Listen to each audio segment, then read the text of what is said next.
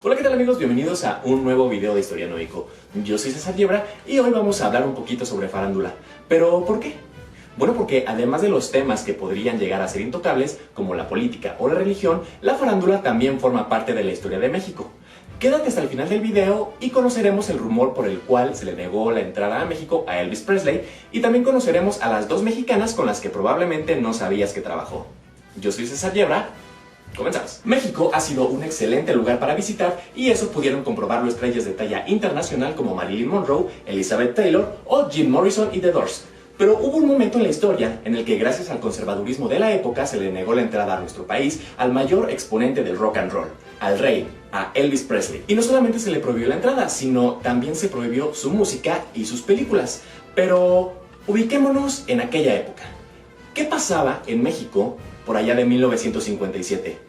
Bueno, en aquel tiempo el presidente en turno era Adolfo Ruiz Cortines.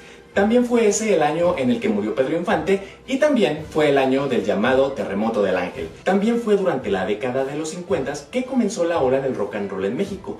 Pero para la sociedad mexicana de la época y para el gobierno, la influencia del rock and roll era una influencia muy negativa para esa generación de jóvenes. Así que este género musical no era bien visto. Y realmente el veto a Elvis Presley fue solamente temporal, pero este episodio sirve como referencia para conocer el contexto histórico de nuestro país en los años 50. Una sociedad escandalizada por un tema que hoy en día no tiene absolutamente nada de polémico. En pocas palabras, el rock and roll era lo peor de lo peor. Y esta historia con Elvis nace de un simple rumor. Prefiero besar a 3 mujeres negras que a una mexicana. Esta fue la frase que, según los periodistas de la época, dijo Elvis Presley en una entrevista. Inmediatamente su música fue retirada de las estaciones de radio, y era una oportunidad perfecta para darle la razón a todo ese sector conservador, porque en esa época había una campaña muy fuerte en contra del rock and roll. También se retiraron sus películas del cine y se le negó la visa para entrar a nuestro país a grabar su película Fun in Acapulco en 1963, película en la que, por cierto, canta con mariachi. Este rumor fue desmentido por el mismo Elvis mediante un comunicado de prensa, pero no fue muy tomado en cuenta. Una de las posibles causas que originaron este rumor, y la más fundamentada, según los periodistas y gente de los espectáculos, es que el político mexicano Ernesto Peralta Uruchurtu, quien gobernó el Distrito Federal durante el mandato de Adolfo Ruiz Cortines, Adolfo López Mateos y Gustavo Díaz Ordaz, quiso contratarlo para dar una presentación privada para su hija, enviándole un cheque en blanco, el cual le fue devuelto de la misma forma, en blanco.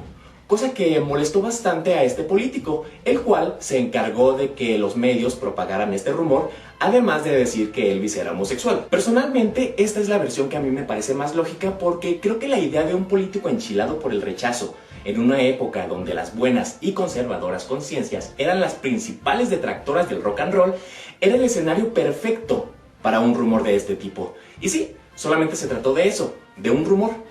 De haber sido así el pensamiento real de Elvis, creo que nunca hubiera aceptado trabajar con mujeres mexicanas, como lo hizo en 1960 con Dolores del Río en la película Flaming Star, o en el 68 con Katy Jurado en la película Stay Away Joe. Como podemos ver, el mundo de los espectáculos no es ajeno a la historia, y también puede ayudarnos a comprender un poco mejor las circunstancias, las ideas y el contexto de cada época, y cómo ha ido evolucionando el país. Y pues bueno, con esto hemos llegado al final de este video, pero quiero conocer su opinión. ¿Creen que realmente el veto a Elvis Presley se haya debido al enojo de este político, o realmente fue por mantener el orden en la juventud de los años 50? Por favor, déjenmelo en un comentario. También, si les gustó este contenido, por favor suscríbanse a esta página y compártanlo mucho para que cada vez más gente se interese en la historia de nuestro país. Esto fue Historianoico, yo soy César Yebra, nos vemos hasta la próxima. Hola, ¿qué tal amigos?